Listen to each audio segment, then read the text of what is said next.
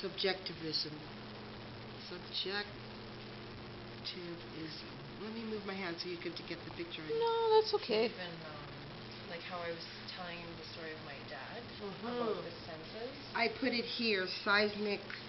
Where did I put it? Body seismic technology. Yeah, body as seismic equipment. Yeah. So I'm going to put culture,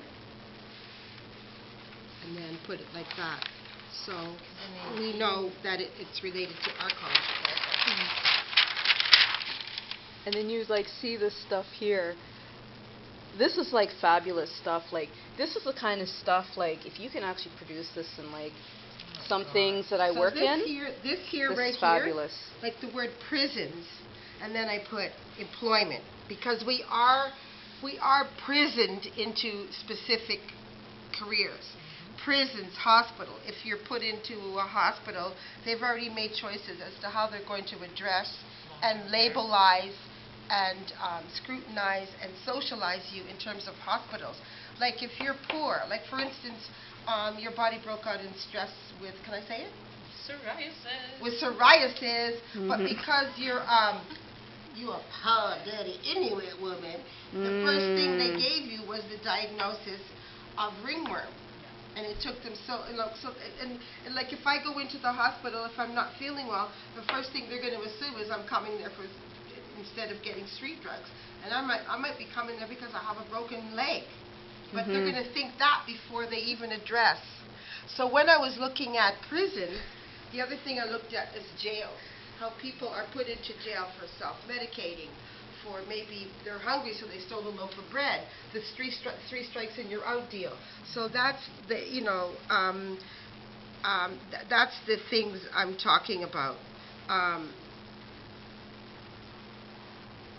And then the two-tier justice system in terms of prisons. And then education is a prison. According to your culture, you're slotted into, okay, I'm going to put you in a trade school.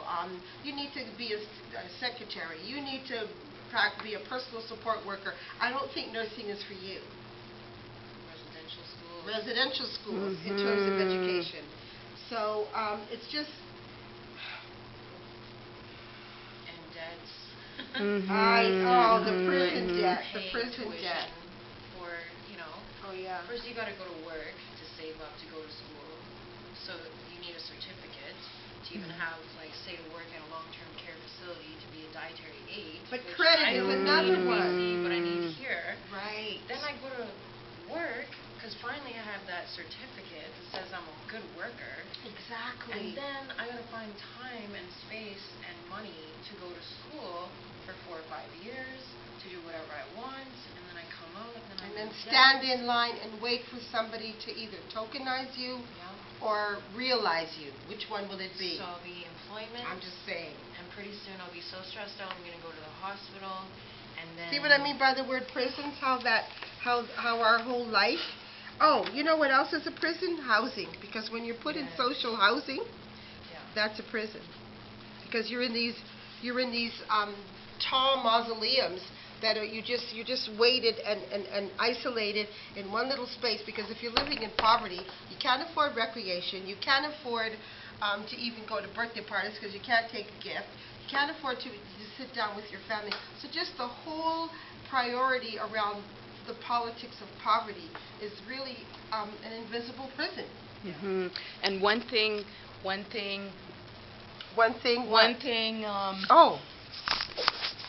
Sorry.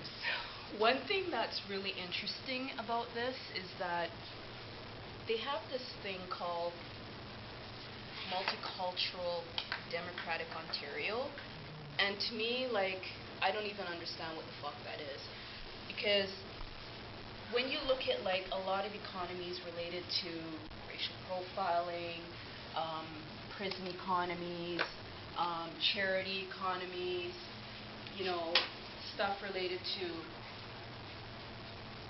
improving quality of life, Ontario seems to be very, very problematic. And there's this one particular community in Ontario, it's actually called York Southweston. And they have a lot of issues related to racial profiling, medicalization, a lot of people just disappearing, a lot of murders, but we also have a lot of murders related to pharmaceutical prescriptions. And take a look at the prison again, because it's human trafficking. One of the things, and kidnapping. One of the things that they don't talk about is some of this social infrastructure, medicalized stuff. And personally, I can't stand medicalized things. Like, it just makes me disgusted to even think about it. But on the other hand, when you're in medical school, especially to those medical students watching these videos, you know, you really have to sit down and ask yourself, what the fuck are you studying? Because, for example, if you take, for example, this, right? You should actually teach medicine like this, right? Caring, sharing, honesty, respect, white, yellow, black, red. And you know what? You actually should be learning medicine in terms of 4 different race systems. I have something called melanin in my body, right? That's not a Caucasian system. Then there's something called the red system that's connected to nature and spirit stuff. And in medical school, and they the don't cross-section of the African and Red Nation. Exactly, right? You have like these intersections, and they don't even nations. talk about that in medicine. And in this multicultural democratic Ontario, there's a lot of issues. Like, you have these ethnic communities fighting against each other. You have like these ethnic communities that are very, very disrespectful to First Nations. Political and economical distraction, and people don't even realize the chaos that's being designed and perpetuated, so that we are not focusing on the corruption from above. See, if people really, that's like, as they're designing global austerity and rolling that out, and people are slowly waking up and coming together. One of the things that's blowing my mind is the media blackout against that, because you have 6 or 7 companies who have developed, 1,000 media companies, and it's the same families perpetuating the politics of poverty, but also the politics of the social stratus. Whether you're look how they're eroding the middle class. Now middle class people are waking up, but before, when there was just poverty, people in middle class and first class, lifestyles were like, whatever, those poor people want to be poor. But now that middle class people have had their jobs and houses taken away, and they are now being, quote unquote, what I call the nouveau poor, they're now going, OMG, why didn't I stand up for them? And they were being called shiftless and lazy, dirty ass poor folk.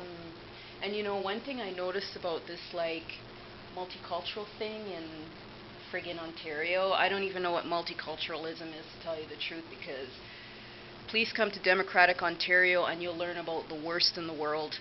And one of the things I noticed is that they like to get people like ourselves distracted from exploring our niche in our careers. And I'm not here to credentialize whatever, but there's certain things that we want in our lives, like we want our families, we want to have fun, we want to travel, we want to have our great careers, and our dreams realized and stuff. And you know what? They don't even have any kind of respect for us. We always have to be distracted by racial profiling, medicalization, stereotypical stigmatization of each intersecting population as we live here. Yeah. Give me a break. It's just strange. It really is strange. But, on the other hand, it's really good to have these sessions where we have for example, a sister from the First Nations community, and then we have, the intersection of a lot of different practices and generational experiences and stuff. So not to colonize the conversation or whatever, but You know, if you guys have any comments, please let me know. I'm just showing you something related to something. And thank you for all your emails and your comments and stuff.